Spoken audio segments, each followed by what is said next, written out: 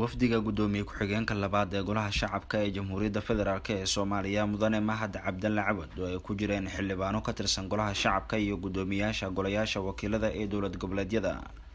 waxaa garoonka diyaaradaha ee magaalada Garowe ee xarunta dowlad goboleedka Puntland kusoo dhaweeyay gudoomiyaha golaha wakiilada ee dowlad goboleedka Puntland Mudane Cabdixakiin Maxamed Axmed Dhoobo iyo xildhibaano ka tirsan golaha wakiilada ee dowlad goboleedka Puntland. gudoomiyaha golaha wakiilada ee dowlad goboleedka Puntland ayaa ugu horeyn gudoomiye ku-xigeenka labaad ee golaha shacabka iyo wafdigiisa kusoo dhaweeyay magaalada Garowe. salaan kadib waxaa farxad noo ah iyo sharafba inaan maanta halkan kusoo dhaweyno guddoonadii oo uu hogaaminayo guddoonkii golaha shacabka dowladda federaalka ahi iyo guddoomadii maamulada inaan halkan kusoo dhaweyno sharaf bay noo tahay, qiimo gaarayna noo leedahay, waana maalin taariikhi ah iyagoo ka qaybgeli doona una socda shirkii sanadlaha ahaa ama foorumkii afhayeenada shanaad foorumkii ama shirkii shanaad ee afhayeenada golayaasha ama guddoonada dalka Soomaaliya oo uu hogaaminayo dowladda federaalka ee shacabka kaasoo socon doona insha Allah 3 maalmood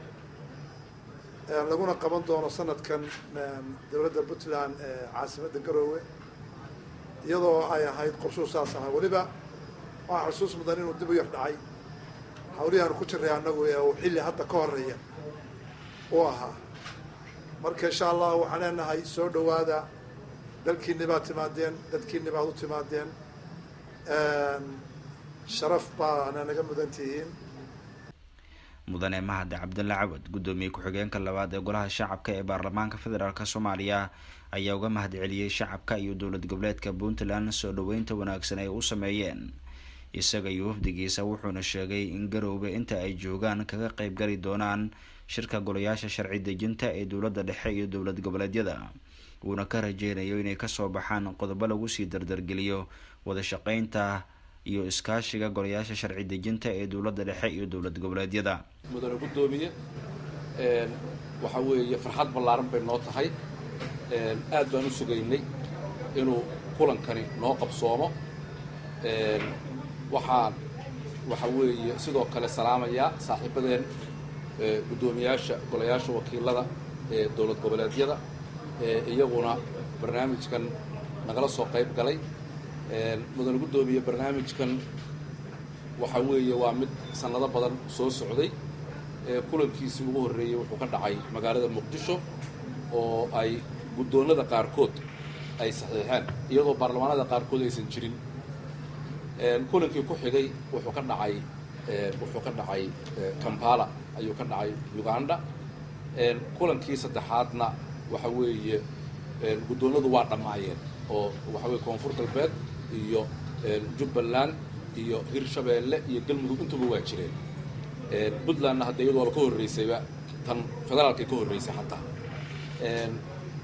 waxa weeye kulankii afaraad oo runtii kulan aad u qiimo badan ahaa waxaa noo martigeliyay walaalkeen Cabdiqaadir Shariif Sheekhuna oo ah gudoomiyaha golaha baarlamaanka ee Koonfur Galbeed oo safar qiimo badan ahaa runtii wax badan ay ka soo baxeen. kulanka ku xigana wuxuu ahaa in Garowe lagu qabto laakiinse xaaladii doorashooyinka ayaa soo gashay, baarlamaan cusub ayaa la doortay, guddoon cusub ayuu doortay, kadibna laantii fulinta dhisayseen saasay noqotay inay bisha Abriil ku soo gaadho laakiinse sanadka horaantiis ayay noqon lahayd. waxa weeye waa khayr badan waxaanu Garowe u xiiseynaynay yacni wanaagga ka jira, dowladnimada ka jirta, nabadda ka jirta ayaanu u xiiseynaynay inaanu barnaamijkan halkan ku qabsoonno. shirka golayaasha sharci dejinta ee dowladda dhexe iyo dowlad goboleedyada ayaa ah kii shanaad ee ay yeeshaan waxaana uu si rasmi ah uga furmi doonaa magaalada tan Garowe maalinta beri isagoo socon doona 3 maalin ee soo socota. Ibraahim Gudle Isxaaq, raadiyaha iyo telefishinka qaranka Soomaaliyeed,